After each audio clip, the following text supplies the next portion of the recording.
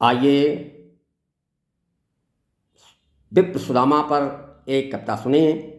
जब विप्र सुदामा द्वारिका से वापस आकर के सुदामापुरी जाते हैं और अपना घर न पा करके बेचैन हो उठते हैं, पत्नी को भी बिन बच्चों के नहीं पहचान पाते हैं। ऐसे में आइए देखिए सुशीला कैसे परेशान होती है। बच्चों को तालाब में नहाते हुए उनको वापस लाने में असमर्थ हो जाती है। सुशीला भी दौड़ कर आकर सुदामा के चरणों में गिर पड़ती है। आइए इसी दृश्य का वर्णन सुने।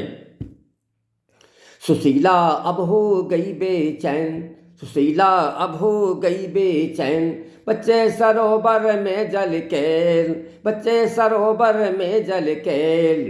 कैसे मनाऊं प्रीतम को, कैसे मनाऊं प्रीतम को, खड़े बीच गली हठ पेल।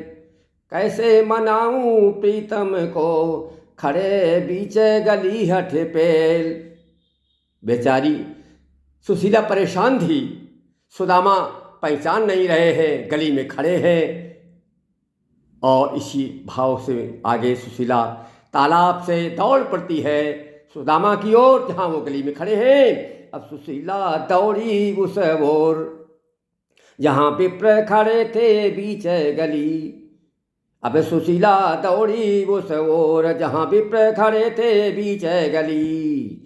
सखियाँ पूछ रही सुशीला से, सखियाँ पूछ रही सुशीला से, क्यों बच्चे नाही साथ सखी, क्यों बच्चे नाही साथ सखी।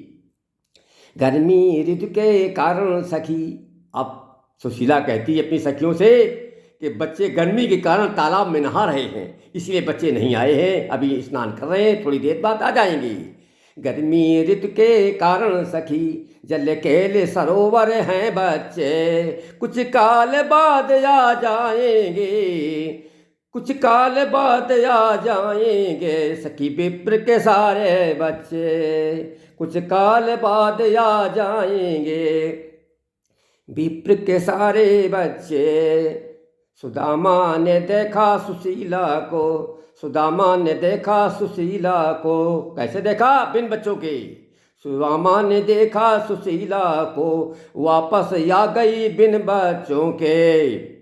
सुदामा के तेवर अब तीखे थे, सुदामा के तेवर अब तीखे थे, सुशीला नहीं बिन बच्चों के। सुदामा मानने को तैयार नहीं थे बिन बच्चों की तुम सुशीला हो।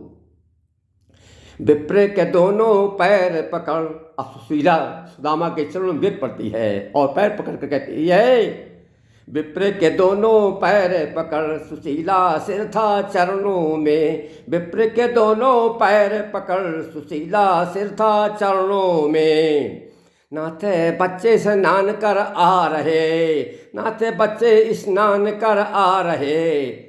अब तो पधारो निज घर में, अब तो पधारो निज घर में। धन्यवाद।